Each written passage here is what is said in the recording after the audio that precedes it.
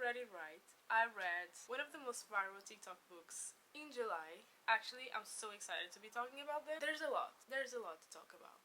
So grab something to drink or to eat because this is going to be a very cozy, yeah, just that. Very cozy video. I haven't read for many months. The first book that I read this year was in February, I think. But before that, if I did read, it was actually just reading a book, getting through half of it, and giving up.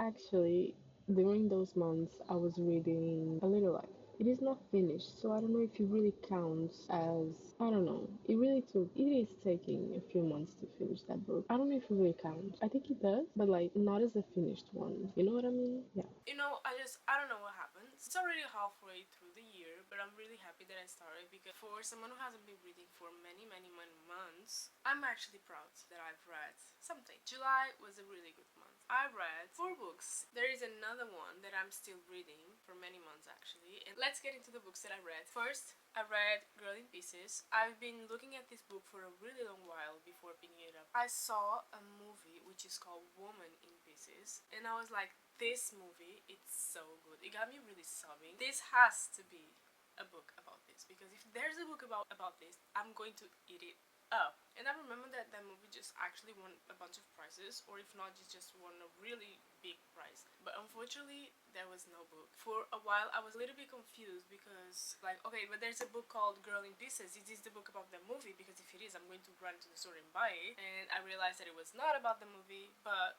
the book kept being in my mind. So, and finally, this year, I got to buy it. It was the first book that I read after, again, a lot of months not reading. So I picked this one first, and I'm so glad I did it because if I picked up a book that I didn't really like, I think I was going to stop there. But this book got me the will to read more and more, to pick a lot more books. But at the same time, I was enjoying this book so much I didn't want it to end. It's so delightful to read. Even though it has a lot of dark, a lot of heavy subjects, make sure to look that up. It does talk about suicide, about substance violence. It talks a lot about the system. It's two kids who are obviously underage, where they are really close to adulthood, but they have nowhere to go. They have no family. They have nobody to just look up for them. Or even if they do, they are just not capable of that. I ate this one up. I have a few pages marked. This is about a girl. Wait, what was her name?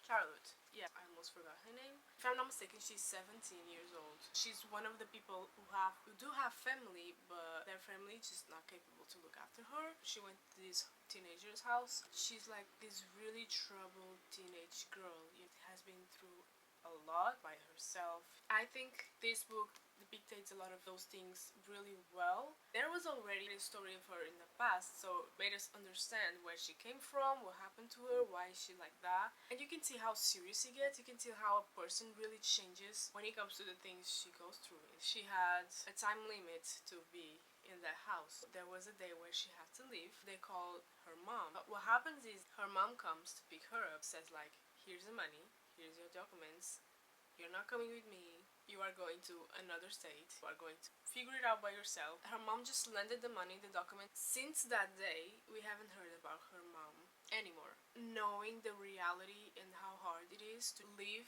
a safe place and try to cope with all the problems that you had on your own out in the world where no one really looks up for you. It was a really fast-paced read. I don't remember how much I rated it on Goodreads. I rated it 3 stars. I don't remember why. I think I rated it 3 stars because, yes, I like the book. I love the writing. I love how she told the story. There's like a really heavy subject to talk about, and it didn't get a lot of deep emotions in me. Don't get me wrong, I got a lot of emotions reading this book, but it wasn't like that hard emotions, you know what I mean? But I didn't feel like, oh my god, this book got me on the edge of my seat. Like, it didn't really happen at all. But now that I think about it, I'm a really bit indecisive. After reading this book, I couldn't stop thinking about it, and I'm pretty sure I'm going to reread one day. Who knows, I probably might change the rating to 3.5. I think that was what I wanted to do, but Goodreads is not, it's not possible to give that a half rating. But I think what I wanted to do was to rate it 3.5. The things that I didn't like about this book, what was it? I don't really really think there was nothing or there was anything that I didn't like about this book. It was very relatable if you don't go through the things that she went through. Most of the tabs that I have, I wrote something in there. This one says relatable. This one says life advice. This one says so accurate. And this is I feel this all the time. Most of the things that she says is like something that I've been thinking about for so long, or just feeling and not being able to express it myself, or to just really point it out. Okay, this is what I'm feeling because of this and this and that. And I was like, oh my god, this is something that I've been feeling for so long and I haven't been able to say it out loud or just explain it myself. One of the things that I really enjoyed reading was in this life advice tab. There's a paragraph where Casper, her therapist, when she was in this teenager's house, she said, Casper told me, you can only take one thing at a time, set a goal, see it through. When you finish one thing, start another. She told me to start small. Something so simple. This little paragraph was so thoughtful. I found dialogue pretty relatable. I feel like most of the things they say is something you would hear on a daily basis. You think about it and you say, yeah, I think this person would totally say something like this. The only thing that feel really uncommon, really out of luck, I think, was when she just left the teenage house, you know, because she had that time limit to live there, and her mom just hands her an envelope, and it was like $900. And she says, this is the money you and your friend made this other day when you were selling something, or just saving. She and her friend made something and then ended up saving all that money. And it was a little bit like, for me, it didn't make sense because her mom was someone who really looked like, she really looked like someone who will take money. You know, if she sees like $900, would she just give it up to her daughter? You know what I mean? Because she was not the type of mom that looks up for her, or not the type of mom that worries about her. So it was really strange, and for all of those months she kept all of that money and didn't touch it. Charlotte was in a really miserable place, and all of a sudden she has $900. And mostly because before that she lived on the streets. You know what I mean? 3.5 stars. I really enjoyed this book. So happy I picked it up first. It really helped me just fall in love with reading again. So much. Now that I got the first book out of the way, let's go to the second book that I read. And it was Before the Coffee Gets Cold. I was actually very intrigued when I saw this book. It looked like there's a really good story to read about. It's a small one. You know, you can read it really fast. But the tricky thing is that when you actually start reading it, you understand why this book is so small. And honestly, I think it could be shorter.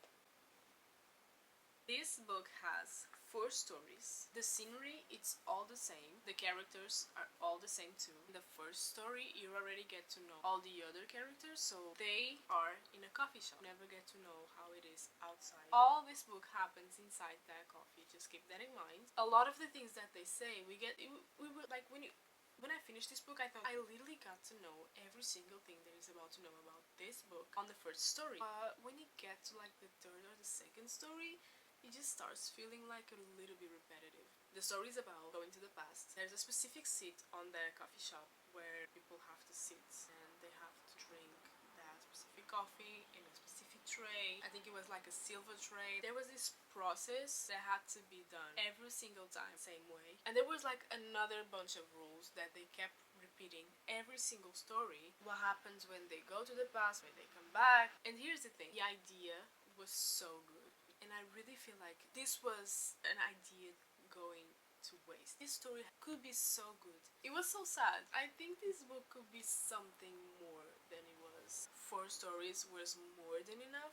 3 stories, it was a good point to wrap it all up. The 4th story was the one that I really wanted to read the most, and I think it was clever to just put it at the end. I don't know how many stars I gave it. I think I gave it 3 stars on Goodreads. I think I'm going to change this rating. This can have the same rating as Girl in Pieces. There's just no way. This was way much better than this book, so I think I'm going to lower this one for 2 stars and keep this one at 3.5. Maybe I'll give it like 2.5. That's reasonable because it was a really good story. It was a really good idea, but it was not developed on the best way that it could have been. 2.5. There's 2 books left. The third book that I read was this one. When I finished Before the Coffee Gets Cold, I was indecisive between Twisted Love and Wild Love. I don't know if I read it that much or if it was a positive thing to get this out of the way.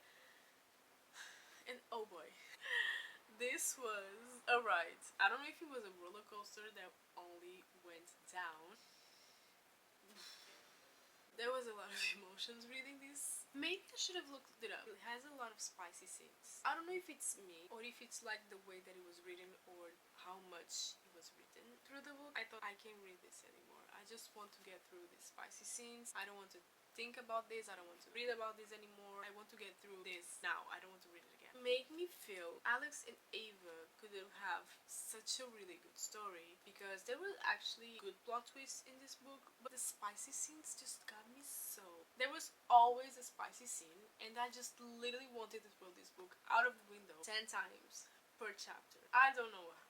And I was really interested in reading Josh and Jules' book. If I'm not mistaken, it's The Hating Game, because I think their relationship could be good. But then I read that there will be more spicy scenes, and I was like, I'm not ready to go through this again. It was so sad, even because it was written by a female writer. I really felt like Ava was seen as a sex material. I don't support that. I didn't like the way Alex spoke to her when it came to sex scenes or when it came to having those intimate scenes between them two. I didn't like the way he treated her, and I don't know why they put Alex in this pedestal. And they tried to make it romantic. It was a big no for me. And I think that if it was not for the spicy scenes, this book would have been way much better. Honestly, there was a lot of things that really made me go through the book.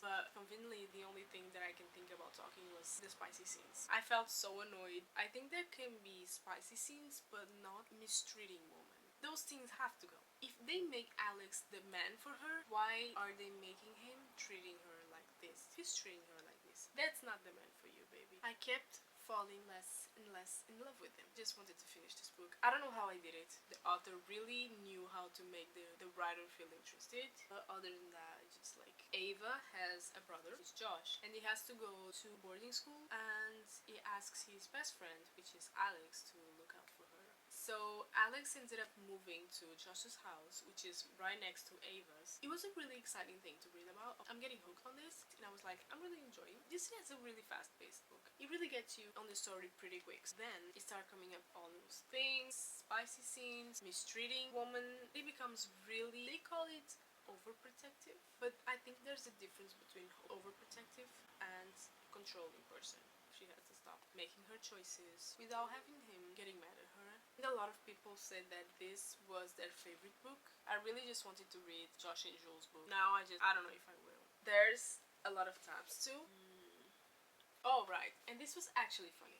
Those were the parts that helped keep me going because it actually made me laugh. I really like this sentence that Ava, she was talking about, she had an ex called Liam. They were in a rocky situation. And so she said, I was the one who had dated the asshole, and guys usually treated their friends better than they did their girlfriends. It was a sad truth. I marked this page because there's no words. And just her coming to realization was like, you know, something else. To wrap up about this book, I wish it could have gone better. It was not bad at all, but it is not on a good space for me. I don't remember how much I rated this one. I believe, just out of my mind, I think it was 3 stars. This is so funny. I didn't even rate it. Oh no, wait, it's here. It had a different cover. Yeah, I rated 2 stars.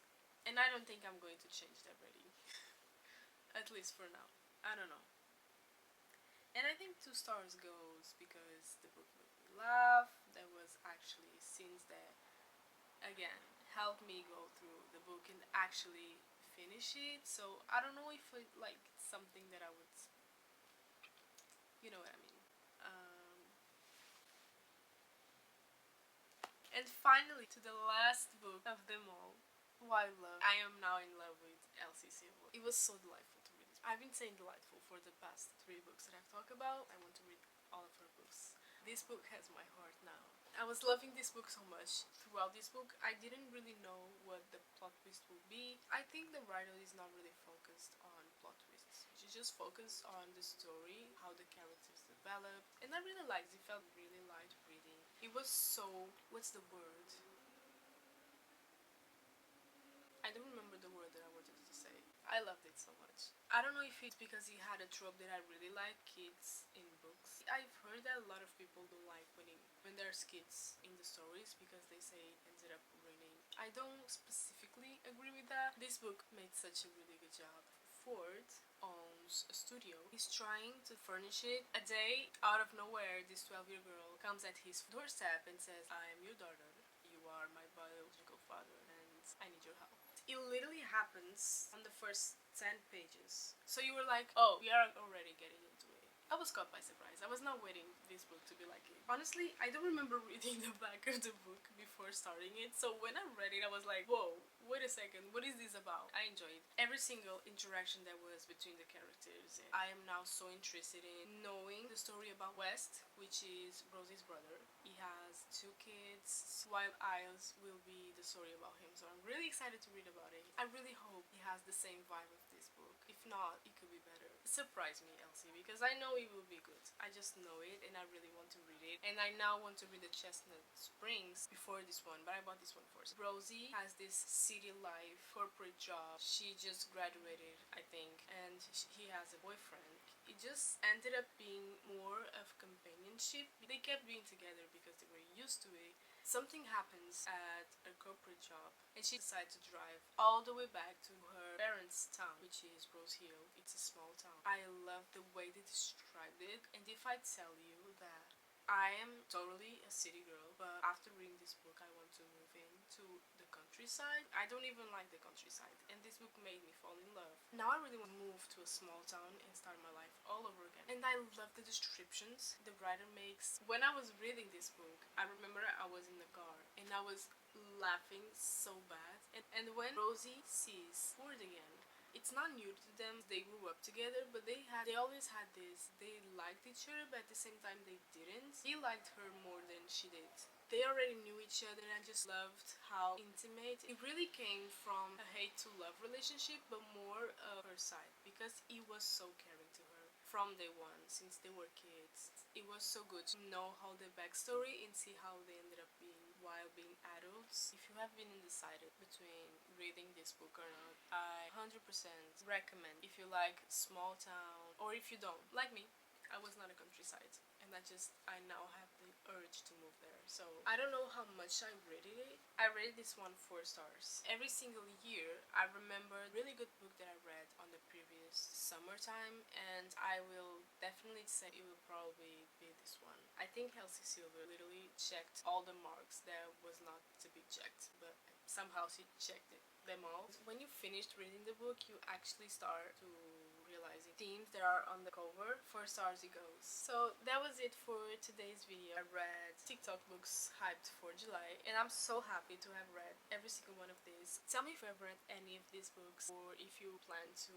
or just recommend me a book, because I've been really looking to read a really good book. Thank you so much for watching, and I hope to see you in my next video. Bye!